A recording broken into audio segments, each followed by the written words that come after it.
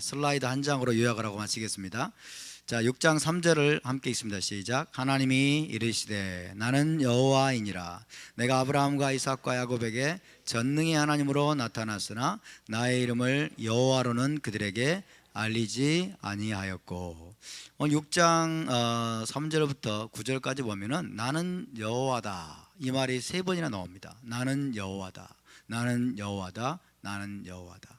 하나님이 집중적으로 여호와의 이름을 계시하고 여호와의 이름을 알리고 계십니다. 그래서 이 쉐모트에서는 특별히 여호와의 이름이 강조됩니다. 여호와의 이름을 하나님께서 모세와 그리고 이스라엘 백성에게 집중적으로 계시하고 그 이름의 속성이 무엇인가를 알게 하십니다.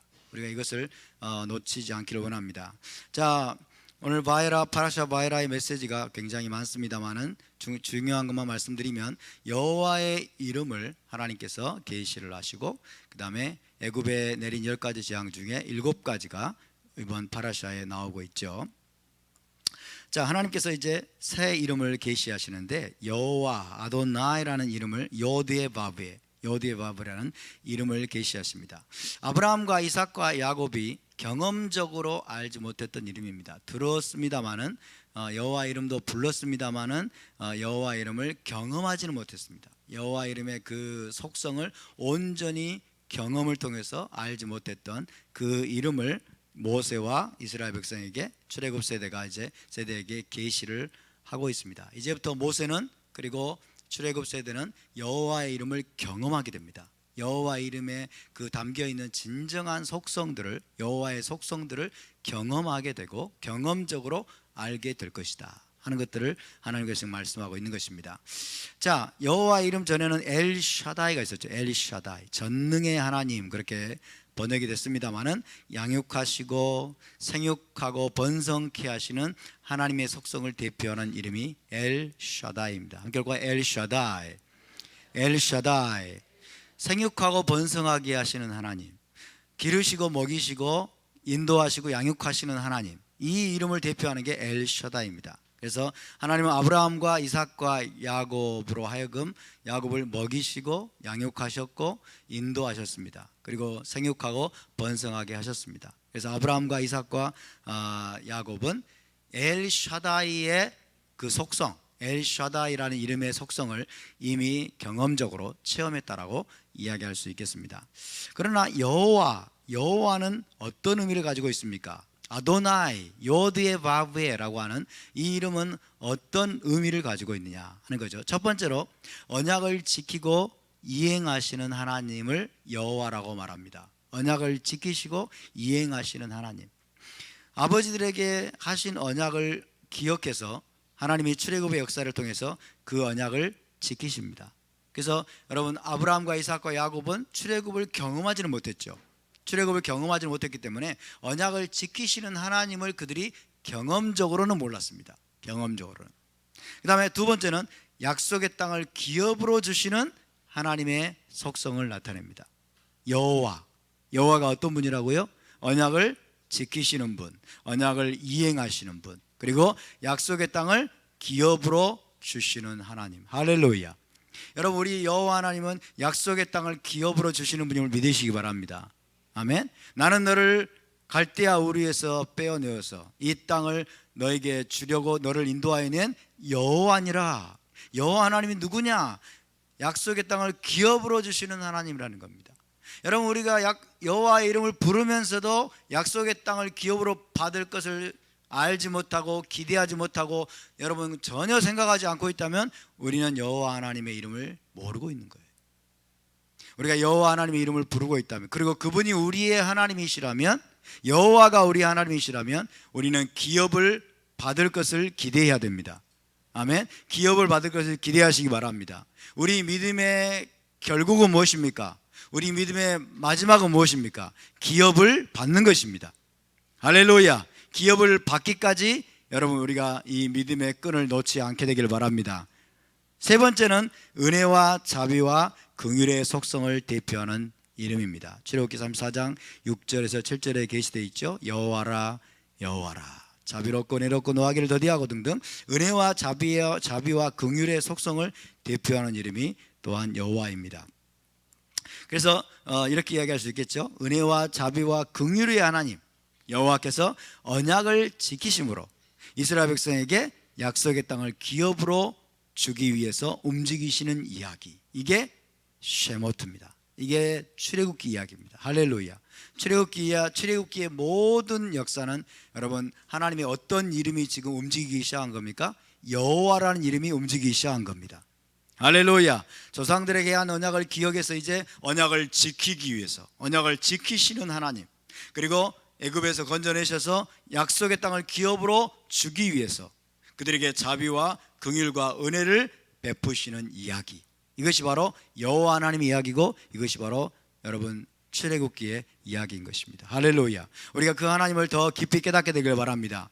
그 하나님의 속성을 우리가 알게 되길 바랍니다. 그래서 여호와를 안다고 하는 것은 그 이름의 속성을 아는 것입니다. 여호와를 안다는 것, 그 이름의 속성을 알고 그분을 섬기면서 그분과 동행하고, 그리고 끝까지 여러분 그분을 따르는 것입니다. 여호와를 알라, 그 이름의 속성을 알라. 이름이라고 하는 것은 그의 속성을 말합니다. 그의 정체성을 말합니다. 그의 본질을 말합니다. 그의 부르심을 말합니다. 여호와의 이름을 저와 여러분이 깊이 깨닫고, 여러분 그 이름을 알고 그 속성을 알고 그분을 섬기는 저와 여러분이 될 수 있기를 바랍니다. 할렐루야. 무턱대어 부르는데 그 이름이 무슨 뜻인지도 모르면 곤란합니다. 자, 오늘 파라샤는 이렇게 간략하게 마무리를 하고 이제 하프타라로 넘어가도록 하겠습니다. 하프타라는 에스겔서 28장 25절부터 시작이 됩니다. 함께 봉독합니다. 시작. 주 여호와께서 이같이 말씀하셨느니라. 내가 여러 민족 가운데 흩어져 있는 이스라엘 족속을 모으고 그들로 말미암아 여러 나라의 눈앞에서 내 거룩함을 나타낼 때에 그들이 고국 땅 곧 내 종 야곱에게 준 땅에 거주할지라. 오늘 하프타라는 에스겔서 28장 25절에서 시작이 되는데 이스라엘의 회복에 대한 예언으로 시작이 되고 있어요. 굉장히 특이한 하프타라입니다. 자, 오늘 하프타라의 범위를 보면 에스겔 28장 25절부터 29장 21절까지입니다. 29장 마지막 절까지. 주된 내용은 이스라엘의 회복과 애굽에 대한 심판입니다. 이스라엘을 회복하고 애굽을 심판할 것이다. 애굽을 심판하는 것과 이스라엘이 회복되는 것은 서로 맞물려 있습니다. 이스라엘의 회복과 애굽의 심판에 관한 내용이 주를 이루고 있습니다. 오늘은 우리가 좀 역사적인 이야기들을 많이 해봐야 될 것 같습니다. 우리가 이스라엘과 고대 근동에 이스라엘 주변에 일어났던 나라들, 그런 나라들의 행적들, 또 전쟁들, 이런 역사들을 너무 잘 모르기 때문에 성경을 이해하기가 어렵습니다. 그래서 오늘 간략하게나마 좀 역사를 먼저 이야기를 함으로써 오늘 하프타라를 시작하도록 하겠습니다. 자, 먼저 역사적인 배경을 보면 BC 610년부터 595년까지는 애굽의 왕이 바로 느고였습니다. 바로 느고 해볼까요? 바로 느고. 자, 이 바로 느고는 신흥 제국, 이제 일어나는 바벨론에 대항하기 위해서 아수르 제국과 손을 잡았어요. 그래서 애굽과 아수르가 손을 잡았다. 애굽 왕 바로 느고와 아수르가 손을 잡고서 바벨론을 이제 제어하고 제압하려고 했던 것입니다. 그래서 바로 느고의 군대는 하란에서 행해지는 전투에 참여해서 아수르를 지원하기 위해서 이스라엘 땅을 통과하려고 했습니다. 이때가 BC 609년입니다. 이스라엘 땅을 통과해서 하란에서 이제 아수르와 손을 잡고 바벨론과 전투를 하기 위해서 바로 느고가 이제 이스라엘 땅을 통과하려고 하는 것입니다. 이때 당시에 이 BC 609년 당시에 이스라엘의 남유다의 왕이 누구였을까요? 이때 남유다의 왕은 요시야입니다. 요시야라는 왕입니다. 이 요시야 왕은 위대한 왕이었어요. 위대한 왕이었는데 애석하게도 너무나 허무하게 죽어버립니다. 바로 느고의 경고를 무시하고 무기또 골짜기에서 이 바로 느고에게 맞서 싸웁니다. 그러다가 활에 맞아가지고 중상을 입고 사망해버립니다. 역대하 35장 20절에서 24절에 이런 내용이 나와 있습니다. 자, 바로 느고가 이스라엘 땅을 통과해서 이제 하란 땅으로 가서 아수르와 손잡고 여러 바벨론과 싸우려고 하는데 이때 요시아가 나와서 바로 누구를 가로막는 거예요. 그래서 바로 누구가 뭐라고 말하냐면 야야 비키레이, 야야 비키레이, 나는 하나님의 명령을 받고 왔다. 너희들과 싸우려고 하는 게 아니고 하나님의 명령을 받고 나는 저기 아수르와 손을 잡고 바벨론과 전쟁하기 위해서 왔다. 근데 이 경고를 듣지 않는 거예요. 이 경고를 듣지 않고 결국 바로 누구를 막아서 싸우다가 여러분 죽임을 당하게 되는 것입니다. 그래서 이 바로 누고는 이제 요시아가 죽고 나니까 요시아 왕의 후계자로서 여호아하스가 왕이 오릅니다. 그런데 이 바로 누고는 이 여호아하스를 폐위시킵니다. 여호아하스를 폐위시키고 엘리야김인데 원래 엘리야김 혹은 여호야김, 이 요시아 왕의 아들입니다. 여호야김을 왕으로 세운 다음에 애굽에 세금과 공물을 바치게 합니다. 그래서 요시아는 죽고 여호아하스 잠깐 왕이 됐다가 폐위되고 이제 여호야김이 꼭두각시 왕이 돼가지고 이제 애굽의 속국이 되어서 애굽의 세금과 공물을 바치는 신세로 전락하게 되었습니다. 그런데 605년에 이제 BC 605년에 갈그미스 전투라는 게 벌어집니다. 갈그미스 전투, 함께 볼까요? 갈그미스 전투. 갈그미스 전투.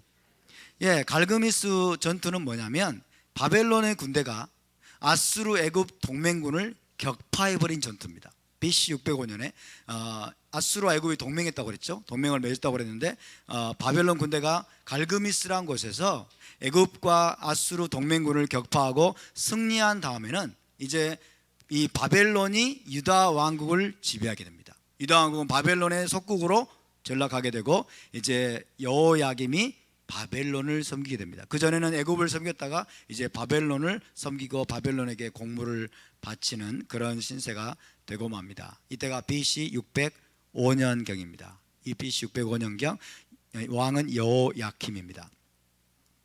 그런데 이 여호야김이 바벨론을 섬기다가 여러분 바벨론의 반역을 일으킵니다.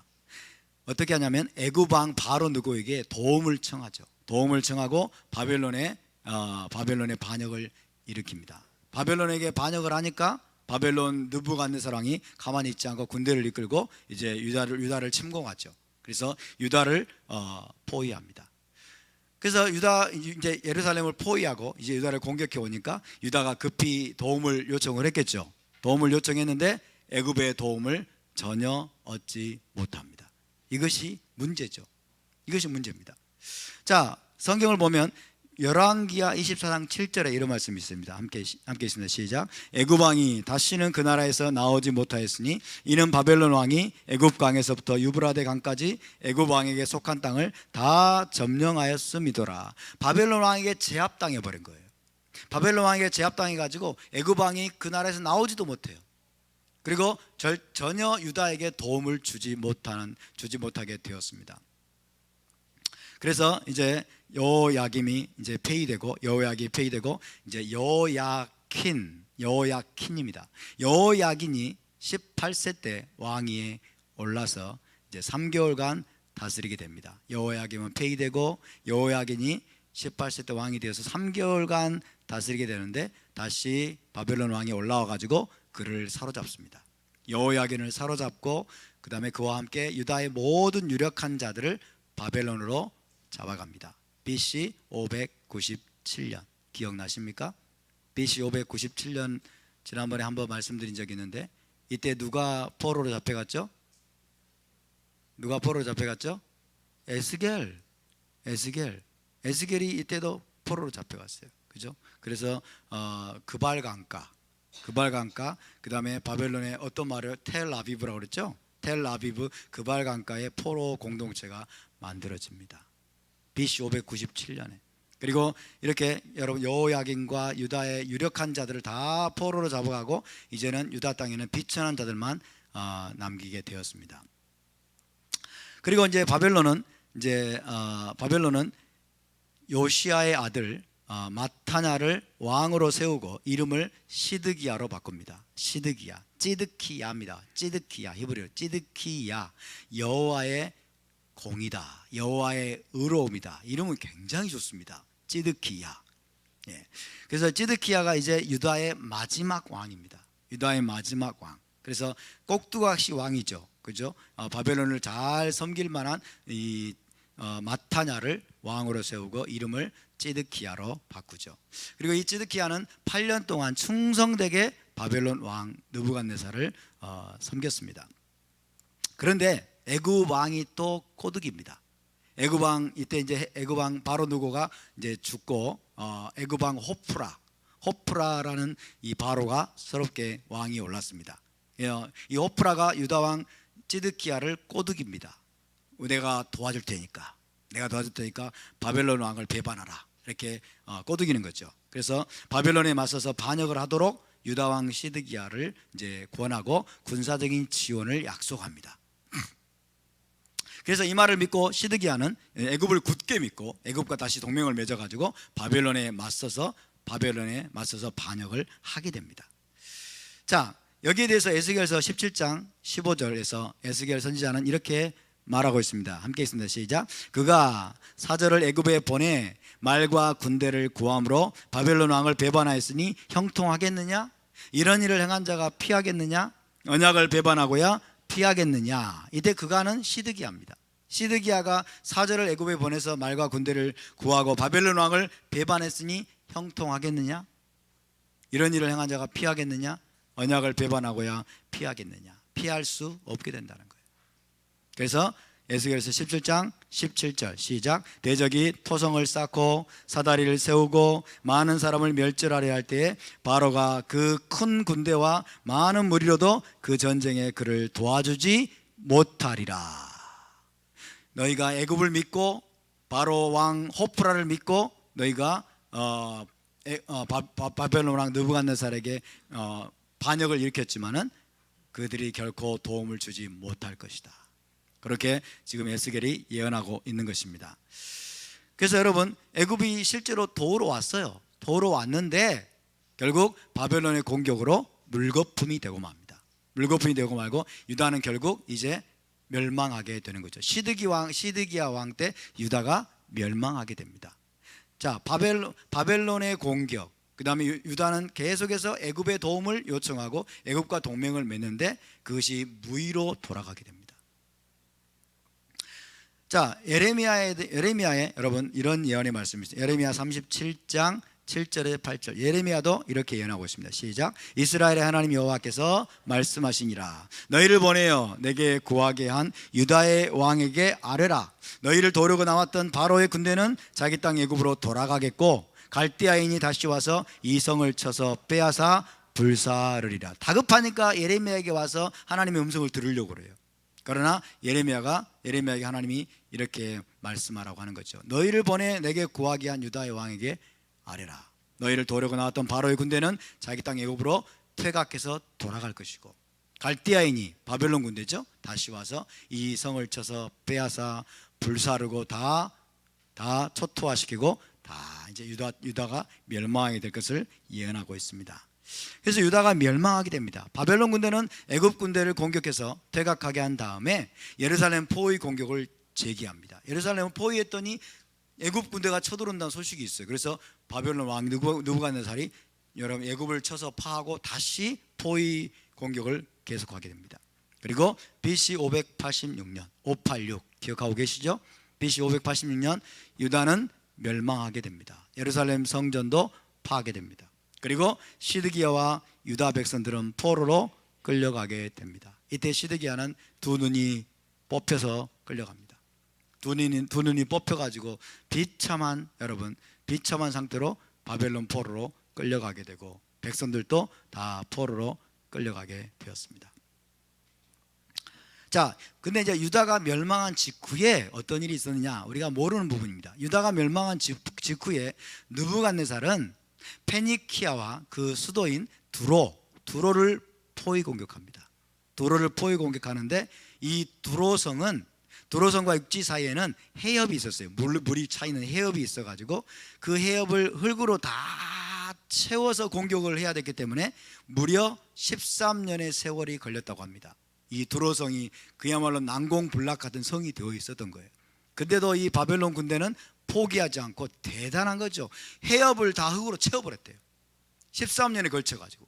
해협을 다 흙으로 채워가지고 결국 그 두로성을 무너뜨린 거예요. 요세푸스의 기록에 보면 그런 내용이 있습니다. 그래서 두로성을 무너뜨리는데 무려 13년의 세월이 걸렸어요. 587년부터 시작해가지고 573년까지 572년 이 정도까지 13년의 세월을 거쳐서 두로성을 공격했습니다. 자, 예루살렘 멸망 직전에 느부갓네살이 어디를 공격했다고요? 두로성을 공격. 두로성은 저 북서쪽에 있는 예루살렘 북서쪽 해변에 있는 그런 성인 페니키아의 수도입니다.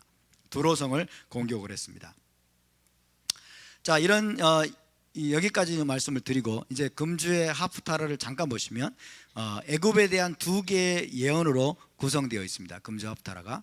자, 29장 1절부터 16절까지는 첫 번째 예언이고 이것은 BC 587년에 했던 예언입니다. 에스겔이 예루살렘 포위 도중에 그리고 예루살렘 멸망 1년 전에 예루살렘 멸망하기 1년 전 BC 587년에 했던 첫 번째 예언이에요. 애굽에 대한 첫 번째 예언 29장 1절부터 16절. 그 다음에 두 번째 예언은 29장 17절부터 21절까지입니다. 29장 17절부터 21절까지는 애굽에 대한 두 번째 예언인데 이것은 BC 571년에 했던 것입니다. BC 571년이면 아까 제가 말씀드렸죠, 도로가 멸망한 후입니다. 그죠? 도로가 572년 2년이나 혹은 1년 초에 멸망을 했어요. 그리고 그 후에 이제 도로가 멸망한 후에 했던 예언이 바로 두 번째 예언입니다. 29장 전반부는 587년 예루살렘 멸망 전에, 그리고 후반부는 도로가 멸망한 후에, 아시겠죠? 도로가 멸망한 후에 애굽에 대해서 했던 이 에스겔의 두 가지 예언입니다. 그런데 여러분, 에스겔서에는 애굽에 대한 7개의 예언이 있습니다. 애굽에 대한 7개의 예언이 있습니다. 간략하게 타이틀만 말씀을 드리겠습니다. 자, 오늘 29장 1절부터 16절은 나일강의 괴물 바로에 대해서 예언하고 있습니다. 나일강의 괴물 바로에 대해서 하나님이 심판할 것이다. 바로를 심판할 것이다. 그것이 첫 번째 예언이고요. 그 다음에 29장 17절부터 21절에 나오는 두 번째 예언은 느부갓네살의 보상으로 내가 애굽을 주겠다는 거예요. 느부갓네살의 보상으로 애굽을 전리품으로 하나님이 넘겨주겠다. 그런 예언이 있습니다. 그리고 세 번째 예언은 30장 1절부터 19절까지입니다. 심판의 날, 애굽의 일을 심판의 날에 대해서 예언하고 있고, 그 다음에 30장 20절부터 26절까지는 바로의 부러진 바로의 팔이 부러지게 될 것이다. 그 다음에 다섯 번째 예언은 31장 1절에서 18절까지입니다. 애굽과 아수르의 운명에 대해서. 32장 1절에서 16절은 새들의 잔치, 공중의 새들이 잔치를 벌이는 거예요. 잔치를. 그 다음에 일곱 번째 32장 17절부터 32절까지는 애굽이 수월로 내려가게 될 것이다. 애굽이 수월로 내려가게 될 것이다. 그래서 애굽에 대한 일곱 가지의 예언이 에스겔서에 계속해서 등장을 하고 있습니다. 하나님이 애굽을 심판하고 애굽을 멸망케 하고 애굽을 황폐하게 할 것이다 라고 하는 예언이 나와 있는데, 그 중에서 오늘 하프타라는 첫 번째 예언, 두 번째 예언입니다. 첫 번째 예언, 두 번째 예언. 첫 번째 예언은 뭐예요? 나일강의 괴물 바로, 이 바로를 하나님이 심판할 것이다. 그 다음에 두 번째 예언은 느부갓네살의 보상으로 내가 애굽을 넘겨주겠다. 이런 내용으로 구성이 되어 있습니다. 자, 에스겔서 28장 25절을 우리가 다시 한번 읽습니다. 시작. 주 여호와께서 이같이 말씀하셨느니라. 내가 여러 민족 가운데 흩어져 있는 이스라엘 족속을 모으고 그들로 말미암아 여러 나라의 눈앞에서 내 거룩함을 나타낼 때에 그들이 고국 땅 곧 내 종 야곱에게 준 땅에 거주할지라. 오늘 하프타라는 애굽에 대한 예언이 중심인데 먼저 이스라엘의 회복에 대한 예언으로 시작되고 있습니다. 굉장히 구조가 특이하죠. 그래서 하프타라를 오늘 요약하면은 이스라엘의 회복과 애굽에 대한 심판의 예언입니다. 오늘 하프타라의 구조를 보면 이스라엘의 회복과 소망, 그 다음에 애굽에 대한 심판 1, 2, 그 다음에 또 마지막으로는 이스라엘의 회복과 소망, 샌드위치 구조로 되어 있습니다. 샌드위치 구조. 먼저 이스라엘의 회복과 소망에 대해서 예언하고, 그 다음에 애굽이 심판을 당할 것이다. 애굽이 황폐하게 될 것이다. 애굽에 대한 심판 1, 2 시리즈가 나오고, 그 다음에 마지막으로 또 이스라엘의 회복과 소망에 대한 예언으로 끝이 나고 있습니다. 할렐루야. 오늘 하프타라는 해피엔딩입니다. 해피엔딩. 그래서 메시아를 통해서 이스라엘의 최종 구속을 하나님이 이루실 것을 예언함으로 오늘 하프타라 끝나고 있습니다. 자, 오늘 하프타라와 이 파라샤 토라 포션과의 연결점은 어떻게 될까요? 왜 오늘 이 본문이 하프타라로 선정이 됐을까요? 자, 첫 번째 봅니다. 첫 번째, 토라 포션은, 이번 주 토라 포션 바에라죠. 바에라 토라 포션은 모세 시대에 애굽에 대한 하나님의 심판을 우리에게 보여줍니다. 모세를 통해서 하나님이 애굽 나라를 심판한 내용을 보여주고 있고, 하프타라는 장차 있을 애굽에 대한 하나님의 심판을 언급하고 있습니다. 그럼으로써 지금 이 파라샤와 하프타라가 연결되고 있는 내용이죠.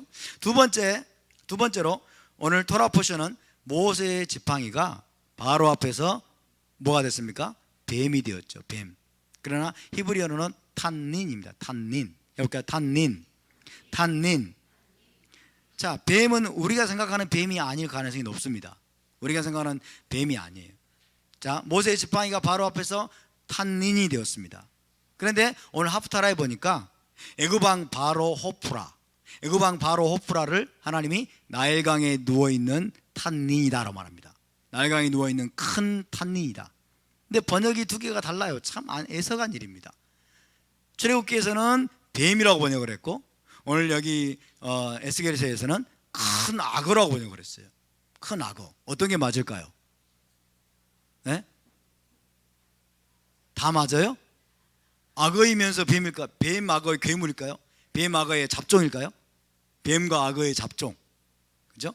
어쨌든 여러분 바에라 파라샤에도 지금 탄닌이 나옵니다. 모세의 지팡이가 탄닌으로 바뀌었어요. 그리고 오늘 하프타라에도 여러분 바로 왕이 탄닌이다라고 말씀합니다. 탄닌. 그 다음에 세 번째, 토라 포션은 모세가 바로의 신적인 지위에 도전합니다. 그죠? 토라 포션에서 바로는 신이에요. 신, 애굽의 신입니다. 그 신적인 지위에 모세가 도전하는 내용이죠. 하프타라는 에스겔이 자신을 애굽의 창조자와 보호자로 여기는 애굽왕 바로 호프라의 믿음에 도전하고 있습니다. 그죠? 그래서 두 내용이 지금 비슷하게 전개가 되고 있습니다. 그 다음에 네 번째, 토라 포션은 여호와께서 애굽 땅에 무시무시한 재앙들을 쏟으십니다. 무시무시한 재앙들을 오늘 바에라에서.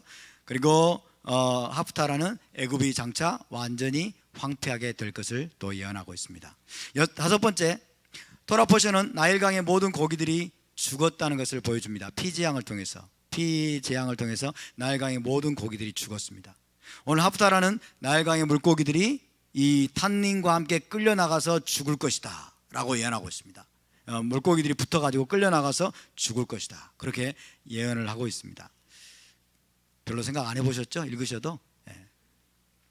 그 다음에 여섯 번째, 토라 포션은 10가지 재앙들을 통해서 이스라엘 백성을 하나님이 구속하시고, 그로 인해서 애굽 온 땅과 온 세상으로 여호와의 이름을 알게 하겠다라고 선언합니다. 애굽과 온 세상으로 여호와의 이름을 알게 할 것이다 선언하죠. 하프타라도 비슷합니다. 내가 여호와인 줄 그들이 알리라. 내가 여호와인 줄 그들이 알리라. 그러면서 한 4번 정도 내가 여호와인 줄 그들이 알리라, 이런 말씀이 반복이 되고 있습니다. 자, 이런 내용들, 이 6가지 이제 포인트를 통해서 오늘 파라샤와 하프타라가 서로 비슷하게 여러분 동일한 주제로 지금 연결이 되고 있습니다. 이해가 되시죠? 자,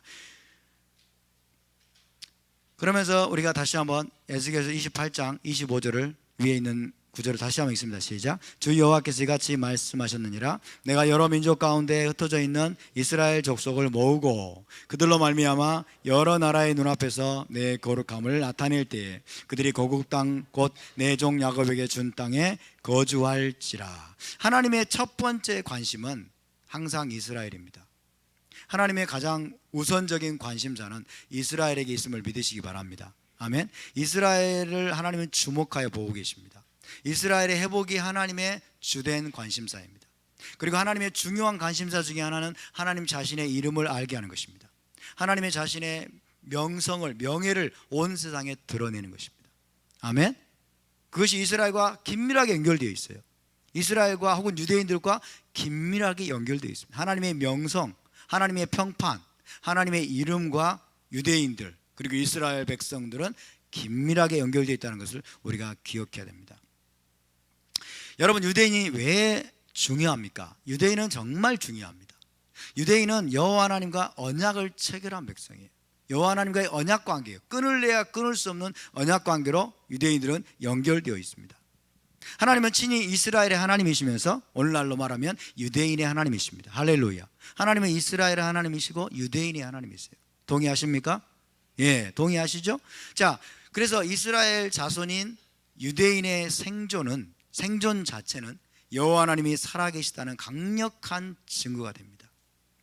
유대인이 오늘날 온 세상에 여러분 2000년의 극심한 핍박을 거치면서도 유대인이 지금까지 살아남아 있습니다. 할렐루야. 그리고 살아남아 있어야 됩니다. 유대인이 살아남아 있다는 것이 뭘 증거합니까? 유대인의 하나님이 참 하나님이시라는 증거입니다. 할렐루야. 유대인의 하나님이 참 하나님이시다. 유대인의 하나님이 살아계신다. 이스라엘의 하나님이 살아계신다.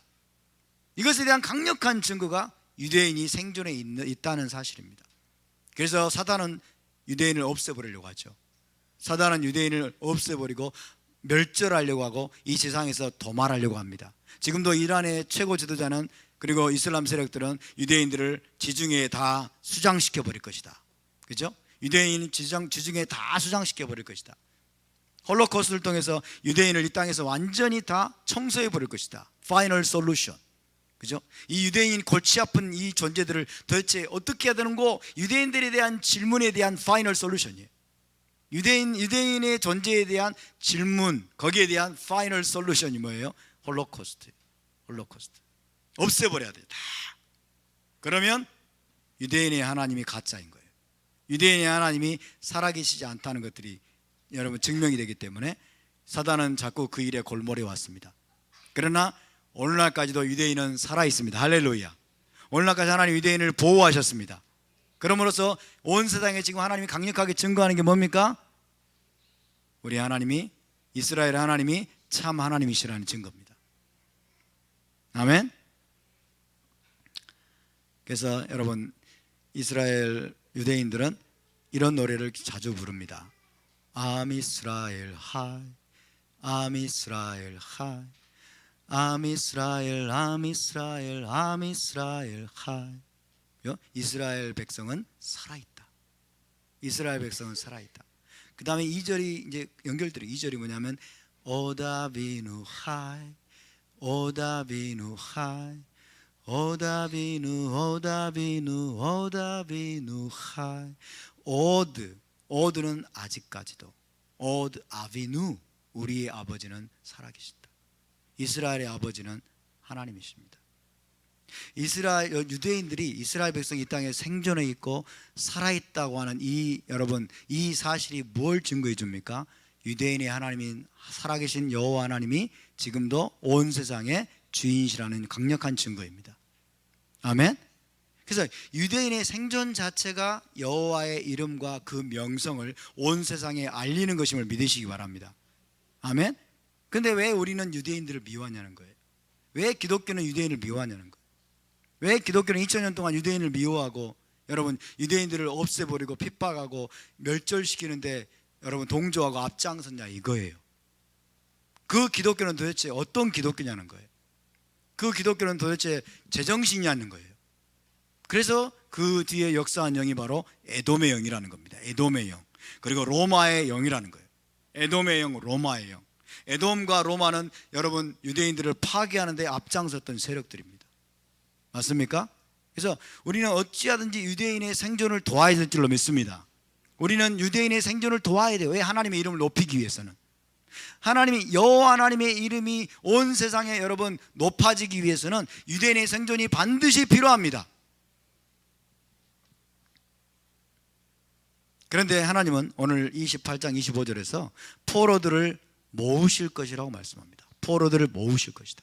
마침내 이스라엘 족속을 모아서 이스라엘 땅을 기업으로 주시는 것은 열방 중에 하나님의 거룩하심을 드러내는 거라는 거예요. 하나님의 이름을, 여러분, 하나님의 이름의 영광을 드러내는 거예요. 하나님의 거룩하심을 드러내는 것이다. 여러 민족 가운데 흩어져 있는 이스라엘 족속을 모으고 그들로 말미암아 여러 나라의 눈앞에서 내 거룩함을 나타낼 때에 그들이 고국 땅 곧 내 종 야곱에게 준 땅에 거주할지라. 유대인이 생존해 있는 것만이 아니라 유대인이 여러분 이 세상에 죽지 않고 살아있는 것도 하나님의 위대하심을, 그리고 하나님의 살아계심, 여호와 하나님의 살아계심을, 그리고 이스라엘의 하나님이 참 신임을 세상에 증거하는 것인데, 그것보다 더 놀랍게 증거하는 것은 이제 유대인들이 온 열방에서 흩어진 상태에 돌아와 가지고 그 땅을 차지하게 되면, 여러분 이것이야말로 여호와 하나님이 진짜 하나님임을 온 세상으로 여러분 알게 하는 것이라는 것입니다. 아멘. 여러분, 유대인들이 이스라엘 땅에서 흩어진 것이 무엇을 의미했습니까? 이스라엘 백성이 이방 민족에 의해서 약속의 땅에서 쫓겨나 포로 생활을 하게 된 것은 어떤 면에서 하나님의 이름을 더럽힌 거예요. 하나님이 허락하신 것이긴 하지만, 그죠? 유대인들이 그 땅에서 쫓겨났어요. 쫓겨나가지고 온 열방으로 뿔뿔이 흩어져 버렸어요. 그걸 보면서 열방이 뭘 생각했겠습니까? 아, 유대인의 하나님은 죽었구나, 그죠? 유대인의 하나님은 힘이 없구나, 저 이스라엘의 하나님은 저들을 보호할 힘이 없구나, 그리고 유대인의 하나님 혹시 죽었을지 모른다, 그리고 유대인의 하나님은 가짜일지 모른다, 그런 생각을 했을 수 있겠죠? 그죠? 그래서 이것은 어떤 면에서는 여러분 유대인들이 그 땅에서 쫓겨난 것은 하나님의 이름을 더럽힌 겁니다. 근데 유대인들의 죄 때문에, 이스라엘 백성들의 죄 때문에 하나님이 그렇게 하지 않을 수가 없었습니다. 그렇게 하지 않을 수가 없었어요. 그래서 유대인의 포로 생활을 열방은 하나님의 실패로 해석하는 겁니다. 하나님의 실패. 유대인들을 보호하고 유대인들을 지키고 유대인들을 그 땅에 머물러서 번성하게 하는 일에 있어서 유대인들이 하나님은 실패했다, 유대인들이 하나님은 실패했다라고 그렇게 해석하는 겁니다. 그러나 여러분, 하나님의 관심은 뭐냐면, 하나님의 궁극적인 관심은 온 세상을 향한 하나님의 평판과 명성입니다. 하나님의 평판과 명성. 오늘 에스겔서와 금주 하프타라에 이제 그때 그들이 내가 여호와인 줄 알리라 라는 말씀이 반복되죠. 마찬가지로 위에 28장 25절에도 하나님이 여러분 여러 민족 가운데 흩어져 있는 이스라엘의 포로들, 유대인들의 포로들을 그 땅으로 돌아오게 해서 거기서 정착하게 하고 거기서 번성하게 하고 여러분 그 땅을 기업으로 받게 하는 중요한 이유 중에 하나는 뭐예요? 하나님의 거룩함을 온 열방에 나타내는 겁니다. 아멘. 하나님의 이름을 온 열방으로 알게 하는 겁니다. 할렐루야. 유대인의 하나님이 참 신이라는 것을 온 열방으로 알게 하는 겁니다. 하나님의 궁극적인 관심은 그분의 이름입니다. 그분의 명성과 평판과 그분의 명예를 온 세상에 드러내는 것입니다. 지금은 비록 유대인들의 죄와 또한 우리의 죄로 말미암아 하나님이 잠시 쫓겨나게 만들고 잠시 포로 생활하게 만들고 그분의 이름의 수치가 돌아가도록 하나님은 그것도 감수하고 계시지만은 마지막에는 하나님의 이름이 온 열방에 여러분 높이 여러분 높임을 받을 걸 믿으시기 바랍니다. 할렐루야. 하나님의 관심은 그때 그들이 내가 여호와인 줄 알리라. 그때 하나님이 그렇게 역사하셨을 때, 이것이 바로 구속의 완성이 이루어지는 중요한 이유 중에 하나입니다. 마지막 때 포로들을 모으시고 이스라엘 백성이 그 땅에 정착하게 되고 그리고 모든 민족을 심판하실 때, 애굽을 비롯해서 애굽과 바벨론과 아수르와 모든 이스라엘을 미워했던 나라들을 심판하셨을 때 여호와의 명성이, 그렇죠? 이스라엘 하나님이신 여호와의 명성이 여러분 온 열방 가운데 높아지게 될 것입니다. 할렐루야. 28장 26절입니다. 28장 26절 시작. 그들이 그 가운데 평안히 살면서 집을 건축하며 포도원을 만들고 그들의 사방에서 멸시하던 모든 자를 내가 심판할 때에 그들이 평안히 살며 내가 그 하나님 여호와인 줄 그들이 알리라. 할렐루야. 아하, 여호와가 정말 우리 하나님이시구나 하는 것들을 이스라엘 백성들이 먼저 알게 될 것이고, 아멘. 더불어서 온 열방이 여러분 여호와가 이스라엘 하나님이시며 그분만이 참 신이라는 것들을 온 열방이 깨달아 알게 될 것입니다. 이것이 하나님의 궁극적인 목적입니다. 이것이 구속의 완성을 이루시고 포로들을 돌아오게 하고 메시아 왕국을 이 땅에 세우시는 하나님의 진짜 이유임을 믿으시기 바랍니다. 하나님의 이름을 높이는 겁니다. 하나님의 이름을 온 열방에게 알게 하는 겁니다. 그리고 온 열방이 그 하나님의 이름 앞에 돌아와 경배하게 만드는 것이 하나님의 궁극적인 목적입니다. 저와 여러분의 목적도 바로 이것이 되어야 될 줄로 믿습니다. 하나님의 이름과 평판과 명성을 우리가 알게 하고 드높이는 것입니다. 우리가 대한민국 이 땅에서, 이 부천 땅에서 저와 여러분이 어디를 가든지 간에 여러분의 가족들에게 방문하고 친지들을 방문할 때 여러분 하나님의 이름이 더럽히지 않도록 할 수 있기를 바랍니다. 하나님의 평판과 명성과 명예를 드높이는 저와 여러분이 될 수 있기를 주님의 이름으로 축복합니다. 오늘 파라샤 여러분 출애굽기에도 이런 말씀이 반복해서 나오고 있습니다. 하나님이 자기의 이름을 얼마나 여러분 소중히 여기는지 자신의 평판과 하나님의 명성과 명예를 얼마나 하나님이 소중히 여기고 그것을 귀중하게 여기는지 모릅니다. 출애굽기 6장 7절을 보겠습니다. 시작. 너희를 내 백성으로 삼고 나는 너희의 하나님이 되리니 나는 애굽 사람의 무거운 짐 밑에서 너희를 빼낸 너희의 하나님 여호와인 줄 너희가 알지라. 할렐루야. 이스라엘 백성들이 먼저 하나님 여호와를 아는 겁니다. 그 이름을 아는 겁니다. 언약을 지키는 여호와, 애굽에서 빼내시고 건져내시고 구속하시는 여호와 하나님, 그리고 결국에는 이스라엘 땅을 기업으로 주시는 하나님 여호와, 그 이름을 알게 하기 위해서 하나님이 이 모든 일들을 행하실 것이라고 말씀합니다. 7장 5절입니다. 시작. 내가 내 손을 애굽에 펴서 이스라엘 자손을 그 땅에서 인도하여 낼 때에야 애굽 사람이 나를 여호와인 줄 알리라. 할렐루야. 이스라엘만 여호와를 아는 데서 하나님은 만족하지 않으십니다. 이스라엘만 여러분 여호와인 줄 알면 하나님은 한두 가지 재앙으로 그냥 초토화시키고 끄집어내면 돼요. 그죠? 애굽 땅에 한두 가지 그냥 강력한 재앙 한두 가지만 딱 여러분 심판하고 이스라엘 백성들을 확 끄집어내가지고 가시면 됩니다.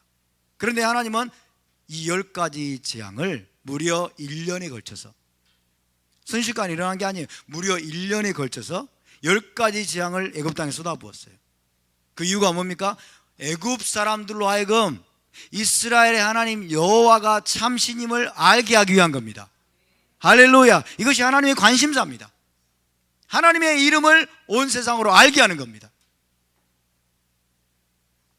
7장 17절입니다. 시작. 여호와가 이같이 이르노니 네가 이로 말미암아 나를 여호와인 줄 알리라. 볼지어다 내가 내 손에 지팡이로 나일강을 치면 그것이 피로 변하고. 바로가 뭐라고 말했습니까? 여호와가 누구간데 이랬죠. 여호와가 누구간데 내가 너희를 보내냐? 모세에게. 여호와가 누구간데? 나 여호와 따위 몰라 이랬어요.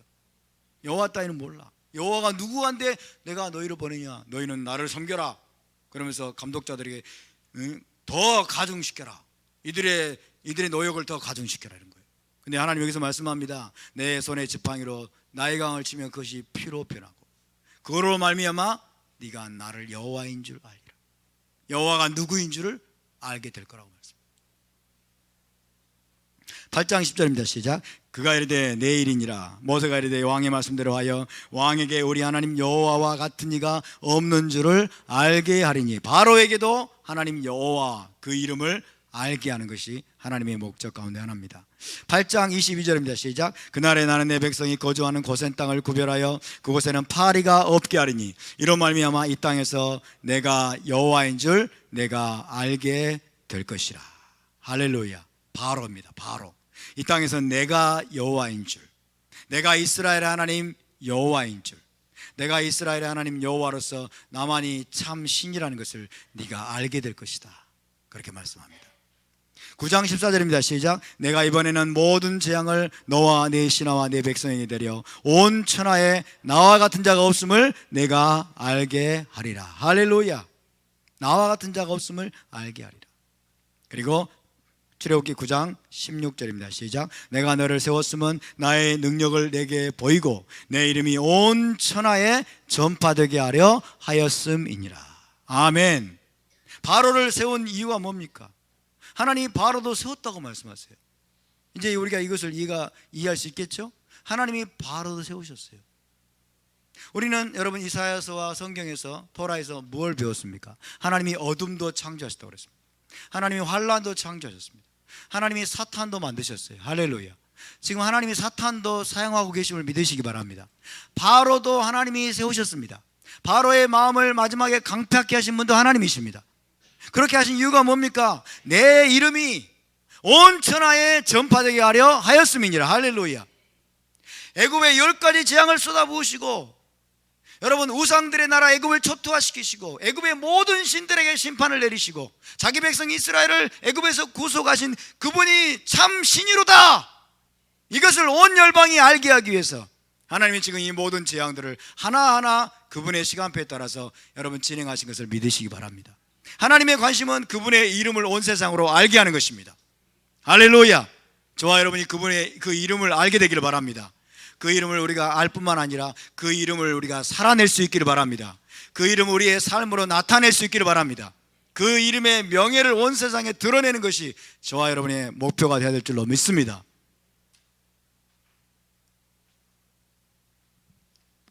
자, 에스겔서 이제 29장으로 들어갑니다. 이제 애굽에 대한 본격적인 예언을 살펴보겠습니다. 29장 1절에서 2절음 시작. 열째 해 열째 달 12째 날에 여호와의 말씀이 내게 임하여 이르시되, 인자야, 너는 애굽의 바로 왕과 온 애굽으로 얼굴을 향하고 예언하라.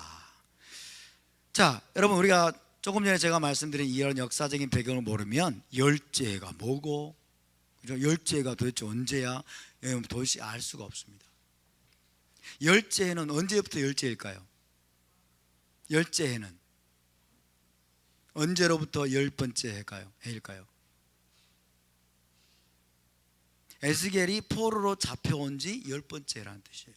에스겔이 포로로 잡혀온 연도가 언제라고요? BC 570이에요 80이에요 90이에요 에스겔이 여러분 바벨론의 포로로 잡혀온 것은 BC 597년. 그죠? 예루살렘이 멸망한 게 언제라고요? 유다가 멸망한 게 586년. 그죠? 586년. 11년 전에 이미 11년 전에 포로로 잡혀왔어요. 자, 10번째 해면은 몇 년입니까? 10번째 해면 몇 년이에요? 587년이죠. 587년에 지금 받은 예언입니다. 그죠? 그러면 이것은 예루살렘 멸망 전입니까? 후입니까? 예루살렘 멸망 전이요. 1년 전에 받은 거예요. 아시겠죠? 이런 것들을 우리가 여러분 이해하고 말씀을 읽어야 돼요. 근데 우리는 과거에 무턱대고 읽는데 너무 익숙해졌어요. 그죠? 무턱대고 이해도 못하는데 읽어나가니까 졸립죠. 졸립고 피곤하고. 그래서 무턱대고 읽어나가다가 내 마음에 쏙 든 것만 영적으로 해석하는 거예요. 내 마음에 쏙 든 것만 나에게 유리하게 해석을 하고, 그러니까 나중에는 이 말씀들을 싹 까먹어버려요. 전혀 처음 보는 말씀, 요즘 이 말씀 처음 보는 것 같죠? 우리가 말씀을 읽는 여러분 방법을 바꿔야 될 줄로 믿습니다. 자, 애굽에 대한 첫 번째 예언이 언제 오냐면 이 에스겔이 사로잡혀 온 지 10년째 되는 해입니다. BC 587년. BC 587년 예루살렘 멸망 1년 전에 애굽에 대한 예언이 에스겔에게 임했습니다. 자, 여러분 탈무드에 보면요, 애굽 나라 앞에 놓인 심판의 세 잔이 있다라고 언급합니다. 애굽 나라 앞에 하나님이 심판의 세 잔을 두셨다. 첫 번째 잔은 모세 시대 때 10가지 재앙들의 형태로 그들이 그 잔을 마셨다. 이것이 첫 번째 잔입니다. 두 번째 잔은 바로 느고 시대 때 바벨론과의 전쟁의 형태로 마셨다. 바로 느고 시대 때 바벨론과의 전쟁의 형태로 마셨다. 그리고 세 번째 잔은 장래에 그의 모든 동맹국들과 함께 마시게 될 것이다. 이렇게 탈무드에 기록이 되어 있습니다. 대표적인 것 세 잔을 이야기했지만은 핵심적인 건 뭐냐면 하나님이 애굽 나라를 심판하실 것을 지금 이야기하고 있는 것입니다. 자, 애굽과 유다는 어떤 관계입니까? 애굽과 유다의 관계를 잠깐 보시면 남유다는 반복적으로 애굽을 의지하고 애굽과 동맹을 맺었습니다. 반복적으로 애굽을 의지하고 애굽과 동맹을 맺었어요. 예를 들면 히스기야 시대 때 아수르에 맞서기 위해서 애굽과 동맹을 맺습니다. 아수르와 맞서기 애굽과 동맹을 맺습니다. 그리고 시드기야 왕 때 바벨론에 반역을 하고 애굽과 또 동맹을 맺습니다. 애굽을 의지하는 거예요. 애굽을 기대고 애굽을 의지하는 겁니다. 그리고 여러분 호세아서에 보면 또 북이스라엘도 애굽과 또 동맹을 맺습니다. 그죠? 북이스라엘도 애굽과 동맹을 맺어서 아수르를 물리치려고 하는 거예요. 그죠? 그러니까 남유다뿐만 아니라 북이스라엘까지도 반복해서 애굽을 의지하고 애굽을 기대고 애굽과 동맹을 맺는 이런 모습을 계속해서 보여주었습니다. 이것을 선지자들은 여러분 아주 가혹하게 책망을 합니다. 선지자들은 유다가 외국과의 동맹에 의존하는 것을 꾸짖습니다. 그리고 특별히 애굽과의 동맹, 애굽과 동맹을 맺은 것을 선지자들은 아주 단호하게 여러분 책망을 하는데, 자, 그 근거를 먼저 우리가 보시면 신명기 17장 16절에 이스라엘의 왕에게 주시는 명령 가운데 이런 명령이 있습니다. 함께 읽어볼까요? 시작. 그는 병마를 많이 두지 말 것이요 병마를 많이 얻으려고 그 백성을 애굽으로 돌아가게 하지 말 것이니 이후에는 그 길로 다시 돌아가지 말 것이라. 병마를 많이 얻으려고, 그 말은 뭐예요? 군사적인 지원을 얻으려고 이렇게 해석할 수 있겠죠. 군사적인 지원을 얻으려고 이스라엘의 왕은 애굽을 의지하지 말라는 거예요. 아멘. 이스라엘이 의존해야 될 것은 여러분 여호와 하나님이십니다. 할렐루야. 이스라엘에게 하나님을 특별히 말씀한 거예요. 왜? 이스라엘이 하나님과 언약을 맺었기 때문에. 하나님이 이스라엘의 쇼메르 보호자이시기 때문에. 그래서 애굽 왕 이스라엘 왕의 책무는 뭡니까? 이스라엘은 군사적인 힘을 여러분 강화시키기 위해서, 군사적 원조를 얻기 위해서 애굽을 기대면 안 돼요. 애굽에게 가면 안 됩니다. 그런데 계속해서 남유다와 북이스라엘 모두 애굽을 의지하고 애굽을 기대했어요. 이것이 여러분 하나님의 책망을 받을 만한 일입니다. 애굽은 우리에게 뭘 상징해 줍니까? 하나님을 벗어난 세상적 힘을 의미합니다. 하나님을 벗어난 세상적 힘. 애굽을 의지하면서 동시에 하나님을 의지할 길은 없습니다. 애굽과 하나님은 양립할 수 없습니다. 그래서 실제로 남유다와 북이스라엘 왕들은 애굽을 의지하면서 철저하게 하나님을 떠났어요. 철저하게 하나님을 배반하고 여러분 하나님을 반역하고 하나님을 의지하지 않은 채 애굽을 의지했습니다. 여러분 우리는 세상적 힘을 의지해서는 안 될 줄로 믿습니다. 하나님의 힘을 의지하시기 바랍니다.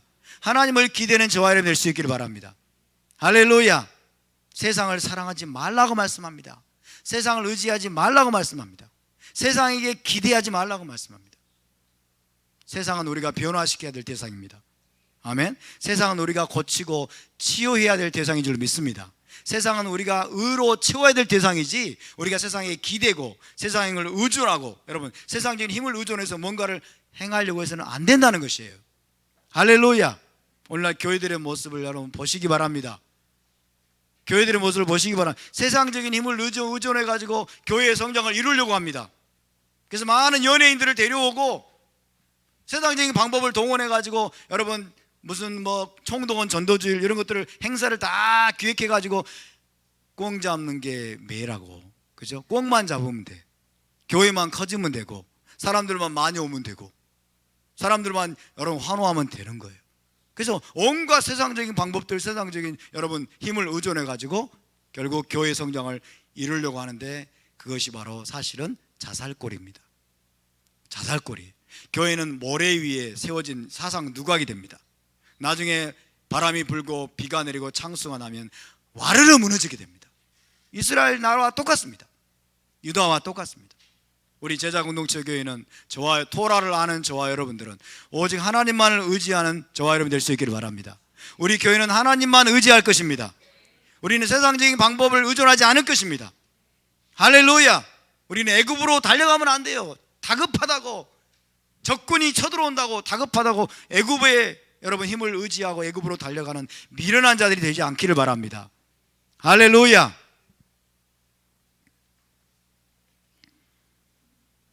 29장 이제 3절로 넘어가도록 하겠습니다. 시작. 너는 말하여 이르기를 주 여호와께서 이같이 말씀하시되 애굽의 바로 왕이여 내가 너를 대적하노라.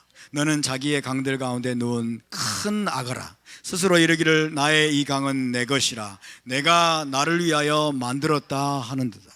그죠? 애굽 왕 바로. 이 바로는 호프라입니다. 구체적으로 이 바로 호프라는 지금 자신을 신으로 높이고 있죠. 애굽 왕 바로는 여러분 신의 현현으로 자신을 여겼습니다. 애굽의 모든 신들의 성육신, 애굽의 모든 신들의 성육신 된 존재라고 여기는 것입니다. 이 애굽왕 바로 호프라가 자신을 신적 존재로 여기고 있었습니다. 신적인 존재로 여김으로써 하나님의 신성을 사실은 모독하고 있는 거죠. 하나님의 자리에 앉아 있는 것이기 때문에 이것을 하나님은 대적합니다. 자, 바로 호프라가 뭐라고 말하냐면 나의 이 나일강은 내 것이다. 내가 이 강을 친히 만들었다는 거예요. 나일강을 자기가 친히 만들었다는 거예요. 자기가 지금 할 수 있는 거는 뭐냐면요, 나일강을 통해서 공공급수시설과 관계 시스템을 통제하는 자였어요. 왕으로서. 그러니까 나일강과 관련된 모든 것들을 자기가 통제하니까 자기가 이 나일강을 만들었다라고 여러분 그렇게 자기를 높이는 겁니다. 스스로를 나일강의 창조자로 여기는 거예요. 여러분, 애굽이라고 하는 나라는 철저하게 나일강을 의존합니다. 나일강을 통해서, 나일강에 물이 많으니까 급수시설과 관계 시스템을 통해 가지고 이 나일강의 또 범람을 통해 가지고 엄청나게 여러분 풍년, 많은 곡식들이 풍성하게 나는 땅이 바로 이 이집트입니다. 그래서 나일강을 철저하게 의존하는 거예요. 나일강을 신격화합니다.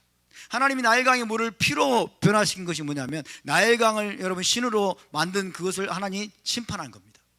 나일강을 신으로 만든데 이 애굽왕 바로 호프라는 이 나일강을 내가 창조했도다. 나일강보다, 애굽인들의 신적 존재와 같은 나일강보다 자기가 더 높은 존재예요. 그래서 하나님이 이 바로 호프라를 심판하겠다고 말씀하는 거죠. 자, 하나님께서 바로 호프라를 나일강에 누워서 뒹구는 탄닌으로 묘사하고 있습니다. 탄닌. 따라서 탄닌. 탄닌은 뱀, 용, 악어 혹은 다른 종류의 바다 괴물을 뜻합니다. 다양하게 번역이 되고 있는데 좌우지간 흉측한 괴물이에요. 흉측한 괴물. JPS 타나크는, JPS는 유대 출판협회에서 나온 타나크는 큰 괴물로 번역합니다. 큰 Great Monster, 큰 괴물로 번역을 하고, CJB Complete Jewish Bible은 큰 악어로 번역을 했습니다. Great Crocodile, 큰 악어로 번역을 했고, ESV는 큰 용으로 번역을 했어요. Great Dragon, 용으로 번역을 했어요. 굉장히 신비적인 존재입니다. 신비적인 존재면서 이 뱀이니 용이니 악어니 괴물이니 이것은 여러분 신화적인 존재들이에요. 신화적인 존재들이면서 이 존재들이 가져다주는 이미지는 뭐냐면 하나님을 대적하게 만드는, 하나님의 질서에 대적하게 만드는 혼돈의 세력이에요. 혼돈을, 하나님의 질서를 혼돈시키는 혼돈의 세력을 이런 상징하는 존재들이 바로 이런 존재들입니다. 뱀이다. 뱀일까요? 악어일까요? 용일까요? 뱀일까요? 악어일까요? 용일까요? 모세가 지팡이를 던졌습니다. 뱀으로 변했을까요? 악어로 변했을까요? 용으로 변했을까요? 바다 괴물로 변했을까요?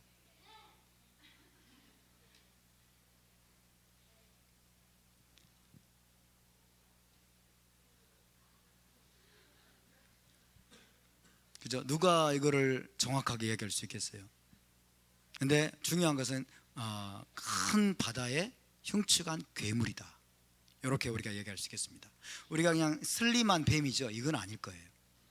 이건 바다에 사는 뱀이에요. 뱀이라 하더라도, 그죠? 바다에 사는 뱀, 바다에 사는 굉장히 아마 통통하고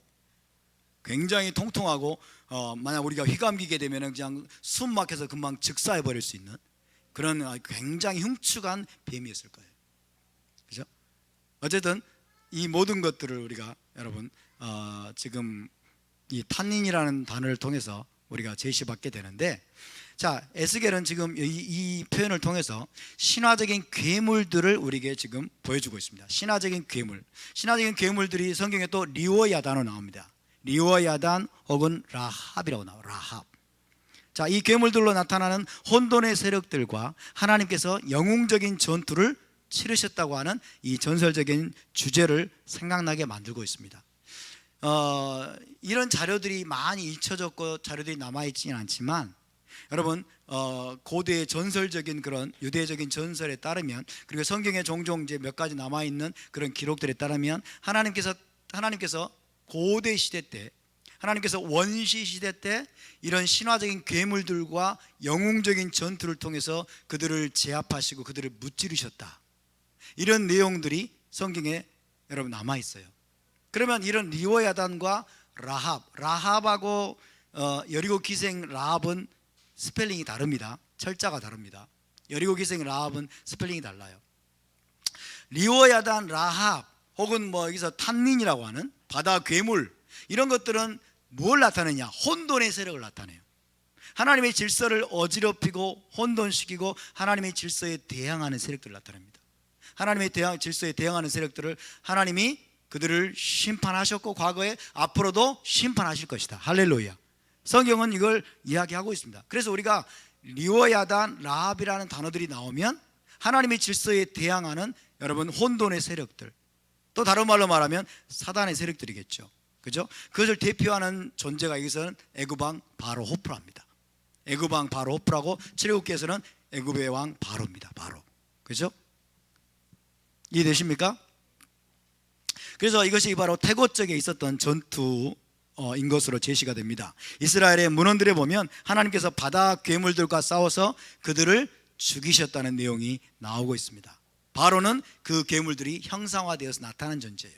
너는 바로 그 괴물이다 그러잖아요. 바로에게 하나님이 너는 나일강에 누운 바로 그 바다 괴물이다 이렇게 말씀하는 거예요. 내가 그래서 너를 대적한다. 내가 너를 옛적에 그런 괴물들을 내가 대적해서 죽였던 것처럼 내가 너를 대적해서 너를 심판할 것이다. 할렐루야. 얘가 이해되십니까? 되십니까? 네. 자, 그러면 그런 내용들이 있는 성경 구절을 우리가 함께 좀 찾아보겠습니다. 이사야서 27장 1절입니다. 시작. 그날에 여호와께서 그의 견고하고 크고 강한 칼로 날렘 뱀 리워야단 곧 꼬불꼬불한 뱀 리워야단을 벌하시며 바다에 있는 탄닌을 죽이시리라.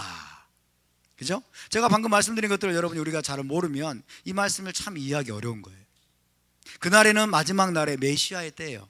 마지막 때에 여호와께서 그의 견고하고 크고 강한 칼로, 메시아의 칼이죠. 메시아의 칼로 날렘 뱀 리워야단 꼬불꼬불한 뱀 리워야단을 벌하시며 바다에 있는 탄닌이 바다 괴물입니다.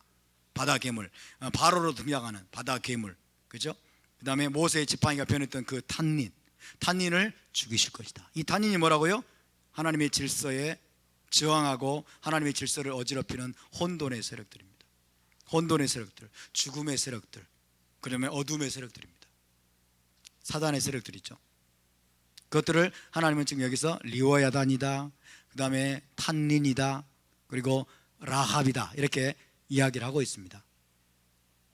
자, 30장 7절, 이사야 30장 7절인데 시작. 애굽의 도움은 헛되고 무익하니라. 그러므로 내가 애굽을 가만히 앉은 라합이라 일컬었느니라. 가만히 앉은 라합이라는 거예요. 라합. 가만히 앉아가지고 틈을 엿보는 거죠. 하나님의 질서를 어지럽히고 혼돈스럽게 하고 여러분 하나님의 백성들을 삼키기 위해서 가만히 앉은 라합이라. 이사야 51장 9절에서 10절입니다. 시작. 여호와의 팔이여 깨소서 깨소서 능력을 베푸소서 옛날 옛시대에 깨신 것 같이 하소서. 라합을 점이시고 용을 찌르시니가 어찌 주가 아니시며 바다를 넓고 깊은 물을 말리시고 바다 깊은 곳에 길을 내어 구속받은 자들을 건너게 하시니가 어찌 주가 아니시니까. 라합을 파쇄하시고 용을 찌르시니까 어찌 주가 아니시며. 그죠?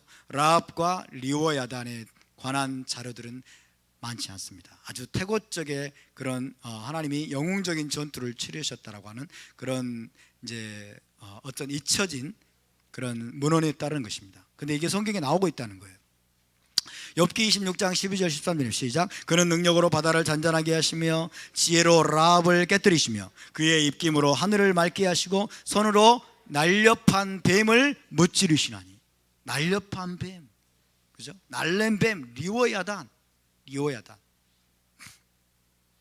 이 시편 74편 13절 14절 시작. 주께서 주의 능력으로 바다를 나누시고 물 가운데 용들의 머리를 깨뜨리셨으며 리워야단의 머리를 부수시고 그것을 사막에 사는 자에게 음식물로 주셨으며. 바다를 나누시고 물 가운데 용들이라고 했어요. 용들. 이것을 히브리어로 보니까 탄닌의 복수형, 탄니님, 그죠? 바다 괴물들입니다. 바다 괴물들 혹은 리워야단과 같은 것들, 바다 괴물들의 머리를 주님이 깨뜨리셨다. 그래서 여러분 이 탄닌이라는 거, 모세의 지팡이가 탄닌으로 바뀐 것은 바로를 상징합니다. 바로가 그 앞에 있기 때문에 모세의 지팡이가 탄닌으로 바뀐 거예요. 그럼 뭘 보여주냐면 바로가 바로 탄닌이라는 거죠. 이해되시죠? 그래서 애굽과 바로의 권세를 하나님이 깨뜨리시고 심판하겠다는 것입니다. 심판하겠다. 탄닌, 따라서 탄닌. 예, 일반적인 뱀이 아닙니다. 절대로 일반적인 뱀이 아니고 굉장히 흉측하고 괴물, 바다 괴물과 같은 그런 뱀 혹은 그런 뱀일 것입니다. 자, 이제 에스겔서 29장 4절로 넘어갑니다. 시작. 내가 갈고리로 내 아가미를 꿰고 너의 강의 고기가 내 비늘에 붙게 하고 내 비늘에 붙은 강의 모든 고기와 함께 너를 너의 강들 가운데에 끌어내고. 자, 갈고리로 아가미를 꿰다라고 말씀합니다. 갈고리로 아가미를 꿰낼 것이다. 애굽인들은 한편으로는 나일강의 악어 혹은 탄닌, 이 괴물을 신성하게 여겨가지고 숭배를 했다고 합니다. 숭배를 하고 날마다 그 악어에게 희생제물도 바쳤다고 그래요. 한편으로는. 그러나 또 한편으로는 갈고리로 이 악어를 낚아가지고 사냥을 해서 먹기도 했다고 합니다. 갈고리로 꿰가지고 낚아서 사냥을 해서 먹기도 했다. 이런 배경하에서 하나님이 이제 탄닌, 이 바로 호프라를 지금 갈고리로 꿰가지고 낚을 것이라고 말씀하고 있는 거예요. 애굽인들이 이것들을 다 알고 있는 내용이죠. 그래서 하나님께서 바로 호프라와 그의 모든 신하들을 꿰어내어서 심판하시겠다. 여기서 보니까 4절 다시 보시면 갈고리로 내 아가미를 꿰고 너의 강의 고기가 내 비늘에 붙게 하고 그랬죠. 내 강의 고기가 비늘에 붙게 하고 내 비늘에 붙은 강의 모든 고기와 함께 너를 끌어내어서 심판할 것이다. 비늘에 붙은 이 탄닌, 이 악어의 비늘에 붙은 고기들은 뭘까요? 그의 신하들입니다.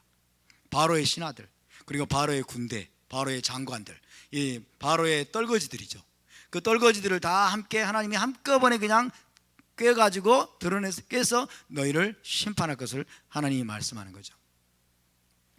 에스겔서 29장 5절입니다. 이제 5절 넘어가면 시작. 너와 너의 강의 모든 고기를 들에 던지리니 내가 지면에 떨어지고 다시는 거두거나 모으지 못할 것은 내가 너를 들짐승과 공중의 새의 먹이로 주었음이라. 너와 너의 강의 모든 고기를 들에 던지리니.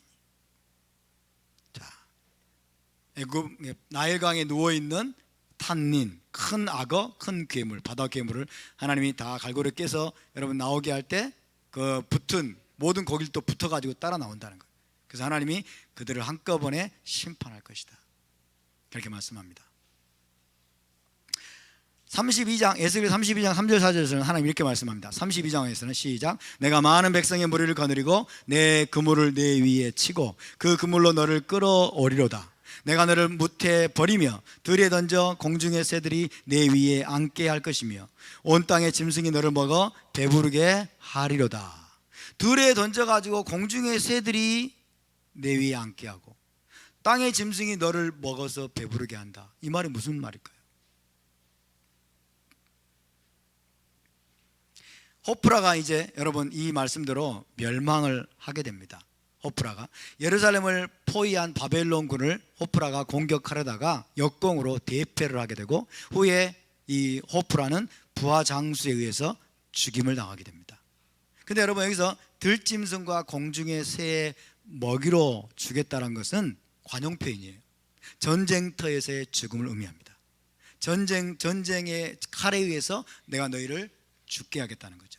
이것을 공중의 새의 먹이로 줄 것이고 들짐승의 먹이로 줄 것이라고 표현하고 있습니다. 그래서 공중의 새의 먹이, 들짐승의 먹이, 이런 표현은 전쟁터에서의 죽음을 의미하는 관용적인 표현이에요. 관용적인 표현. 왜냐하면 전쟁터에서 죽게 되면 그 시체를 묻을 수가 없잖아요. 그러니까 새들이 다 먹는 거죠. 쪼아먹는 거죠. 요한계시록에도 이런 말씀이 있습니다. 요한계시록 19장에 보면 아마겟돈 전쟁에 대한 묘사가 나오는데 이때 공중의 모든 새를 향해서 천사가 이렇게 외칩니다. 천사가 하나님의 큰 잔치에 모여, 그러면서 모든 자의 살을 먹으라 그럽니다. 아마겟돈 전쟁을 하나님의 큰 잔치라고 표현합니다. 하나님의 큰 잔치예요. 왜? 대적들을 다 쓸어버리는 전쟁이기 때문에. 이스라엘을 여러분 미워하고 이스라엘을 증오하고 이스라엘 땅을 나누려고 했던 모든 열방의 나라들을 하나님이 심판하고 하나님이 그들을 멸절하는 전쟁이에요. 이것을 하나님이 큰 잔치라고 말씀합니다. 그리고 공중의 새들에게도 잔치예요. 공중의 새들에게도. 공중의 새들을 초청하는 거예요. 천사들이 그러면서 모든 자의 살을 먹으라. 그렇죠? 그래서 공중의 새의 먹이로 주겠다. 공중의 새들이 너를 먹을 것이다. 이런 표현들은 전쟁터에서의 살육을 의미하는 표현이겠습니다. 그렇게 하나님이 지금 애굽 왕 바로 호프라를 그리고 그의 군대를 심판할 것을 말씀하고 있습니다. 자, 29장 6절로 넘어갑니다. 시작. 애굽의 모든 주민이 내가 여호와인 줄을 알리라. 애굽은 본래 이스라엘 족속에게 갈대 지팡이라. 자, 그렇게 하나님이 애굽의 왕을 심판하고 군대를 심판할 때 애굽의 모든 주민이 내가 여호와인 줄 알리라. 그리고 여기서 갈대 지팡이란 말이 나옵니다. 이스라엘 족속의 애굽이 갈대 지팡이래요. 갈대 지팡이가 무슨 뜻이냐 하는 거죠. 여러분, 지팡이는 사람의 체중을 실어서 의지하는 겁니다. 지팡이를 짚을 때 체중을 실어야 되죠. 체중을 실어서 의지하는 거예요. 근데 갈대 지팡이는 체중을 실어서 의지하면 부러져 버려요. 그래서 결코 기대거나 의지할 수 없는 대상을 일컫는 표현입니다. 갈대 지팡이. 애굽은 갈대 지팡이입니다. 이스라엘에게. 애굽을 의지하려고 했는데 히스기야가 애굽을 지팡이처럼 의지하려고 했는데 애굽이 부러져 버린 거예요. 그래서 의지할 수 없는 대상입니다. 여러분, 세상적인 힘은 우리가 의지할 수 없는 것입니다. 그래서 우리에게 갈대 지팡이와 같습니다. 아멘. 우리가 세상적인 힘을 의지하지 않기를 바랍니다. 세상의 방법을 의지하지 않기를 바랍니다.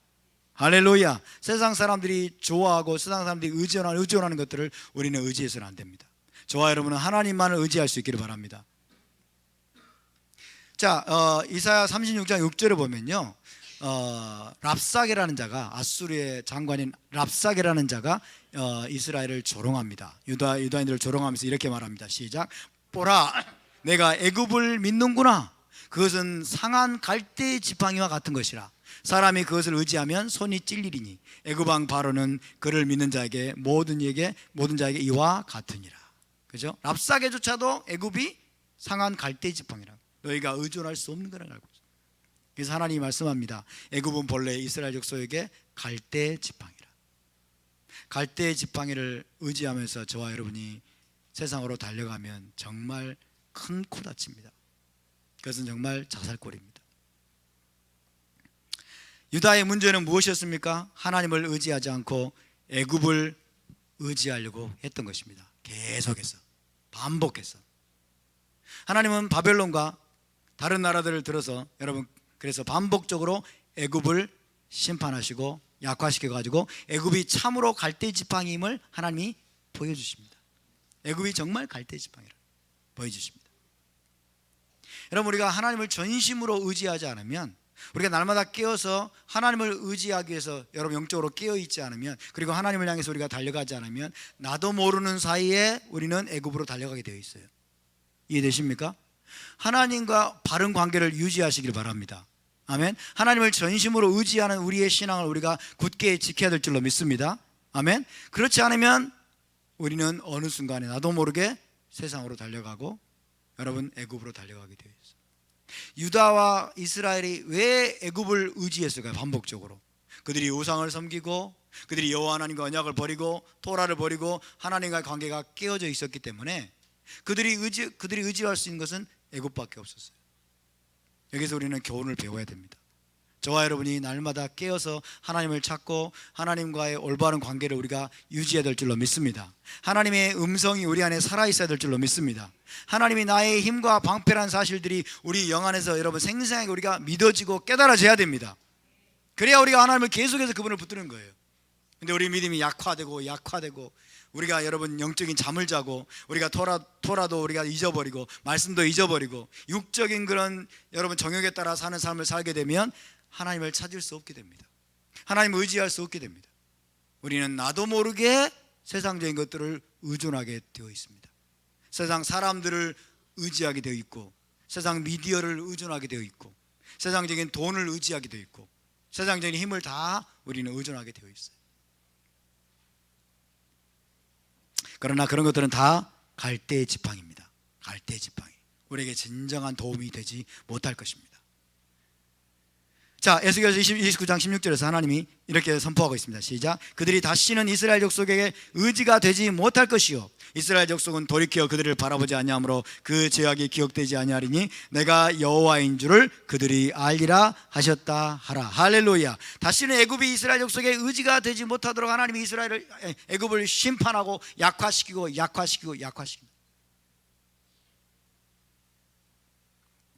그래서 여러분, 결국 하나님의 최종 목적은 이스라엘과 열방이 여호와를 알게 되는 겁니다.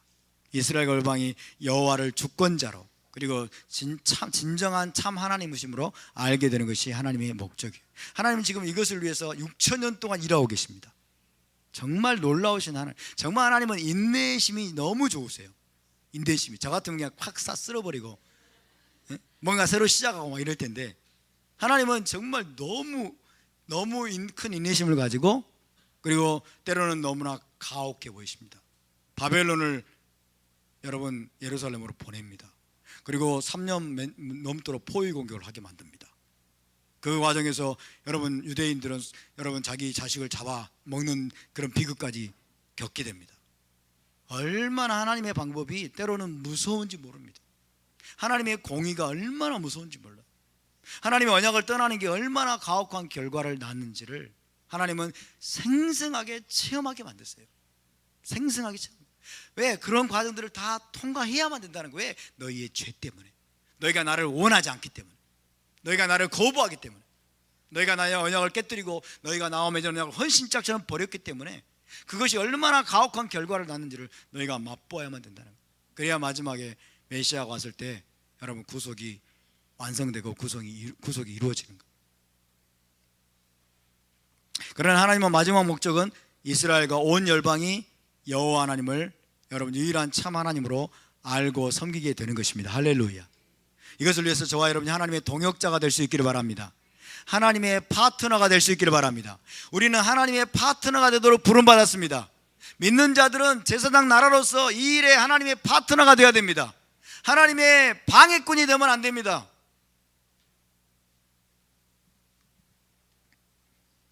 에스겔서 29장 18절입니다. 시작. 인자야, 바벨론의 느부갓네살 왕이 그의 군대로 두로를 치게 할 때에 크게 수고하여 모든 머리털이 무지러졌고 모든 어깨가 벗어졌으나 그와 군대가 그 수고한 대가를 두로에서 얻지 못하였느니라. 조금 이제 건너뛰어서 18절로 넘어갑니다. 이게 여러분 무슨 뜻인지 제가 설명을 드리겠습니다. 두로가 바벨론이 두로를 포위 공격했다고 말씀드렸어요. 언제요?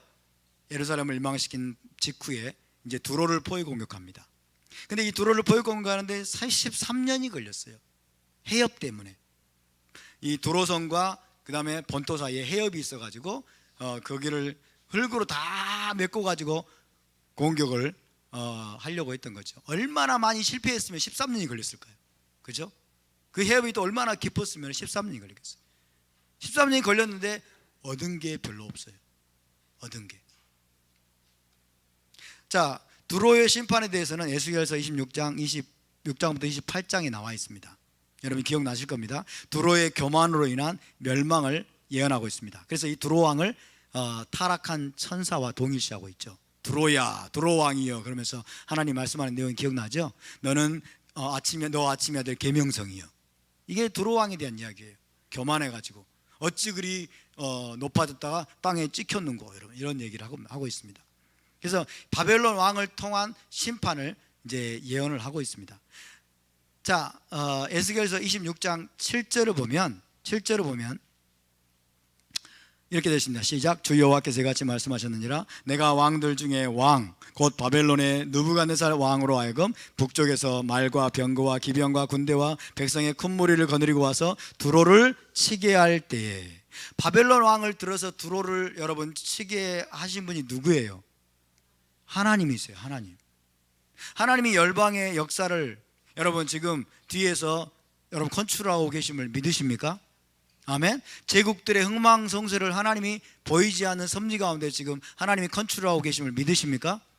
이 모든 일을 행하시는 분이 하나님이세요. 다 우리가 이해할 수 없지만은. 그래서 유다 멸망 직후에 바벨론 왕 느부갓네살은 두로를 포위해 공격합니다. 해협을 메꿔서 공격을 해야 되기 때문에 무려 13년이나 걸렸다고 합니다. BC 586년에서 573년경에 전쟁이 끝났는데, 문제는 두로가 항복을 하고 외교적인 합의로 끝이 났기 때문에 13년의 수고에 비하면 보상으로 얻은 것이 거의 없었다고 합니다. 전리품도 별로 없었고 약탈도 별로 못하고 그렇다고 그럽니다. 그런데 여러분, 자, 하나님께서는요 바벨론 왕을 들어서 두로를 치게 하신 분이기 때문에 이 여호와 하나님이 느부갓네살 왕 바벨론 군대를 하나님의 명령을 수행한 자들로 봅니다. 하나님의 명령을 수행한 것으로 보고 그들의 수고에 내가 보상하겠다고 말씀해요. 그들의 수고에. 자, 29장 18절 위에 보면 그와 그의 군대가 그 수고한 대가를 두로에서 얻지 못하였느니라. 그렇죠? 근데 위에 보면 크게 수고하여 모든 머리털이 무지러졌대요. 모든 어깨가 벗어져 버렸대요. 얼마나 이 해협을 메꾸느라고 군사들이 고생을 했으면 모든 머리털이 무지러지고 모든 어깨가 벗어져 버리고, 그런데 그와 그의 군대가 수고한 대가를 얻지 못한 거예요. 별로. 그래서 하나님이 그들에게 보상을 주겠다고 말씀하시면서 29장 19절에 이런 말씀이 있습니다. 시작. 그러므로 주 여호와께서 이같이 말씀하셨느니라. 내가 애굽 땅을 바벨론의 느부갓네살 왕에게 넘기리니 그가 그 무리를 잡아가며 물건을 노락하며 빼앗아 갈 것이라. 이것이 그 군대의 보상이 되리라. 와, 정말 하나님의 여러분 지혜와 하나님의 섭리는 우리가 다 측량할 수가 없습니다. 그런데 여러분, 애굽이 아무 나쁜 짓도 하지 않고 아무 죄도 없는데 하나님이 무조건 애굽을 여러분 바벨론 군대의 보상으로 넘겨주는 하나님, 그런 분은 아닙니다. 이런 말씀이 하나님의 공의를 여러분 거스르는 것이 아님을 믿으시기 바랍니다.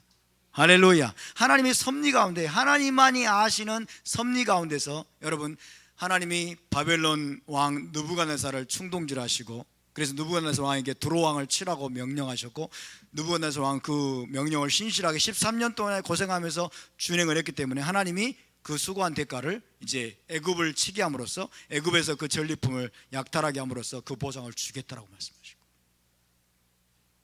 열방의 모든 나라들을 움직이시는 하나님을 찬양합니다. 아멘. 그래서 열방을 향한 하나님의 움직이심과 하나님의 역사는 여러분 철저하게 베일에 가려져 있어요. 그래서 하나님만이 아시는 영역입니다. 여기서 하나님께서 여러분 군데군데 계시해 주신 것을 제외하고는 우리가 하나님이 어떻게 영국을 이끌어 가시고 어떻게 일본을 하나님이 지금 여러분 일본 뒤에서 역사하시니 아무도 모릅니다. 그죠? 근데 하나님은 분명히 여러분 일본의 역사를 이끌어 가시는 분을 여러분 믿으십니까? 아멘. 그런데 일본의 크리스찬은 2%도 안 되잖아요. 그죠? 그럼 우리가 어떻게 하나님이 일본 땅을 주관하는 분임을 우리가 어떻게 그것만 가지고 할 수 있겠습니까? 그러나 하나님이 일본을 다루시는 것과 이스라엘 다루시는 건 전혀 다릅니다. 어떻게 하는데요? 잘 모릅니다. 그죠? 바벨론을 하나님이 지금 여러분 바벨론 군대를 지금 사용하고 계십니다. 하나님이 어떻게 사용하는지 여러분 조각조각 말씀하신 것 이외에는 우리가 다 알 길이 없어요. 모든 것이 하나님의 섭리에 달려 있습니다. 그러나 이스라엘에 대해서는 하나님이 모든 것들을 지금 하나님 다 계시해서 이스라엘 어떻게 인도하시는지 다 알고 있는 거예요. 할렐루야.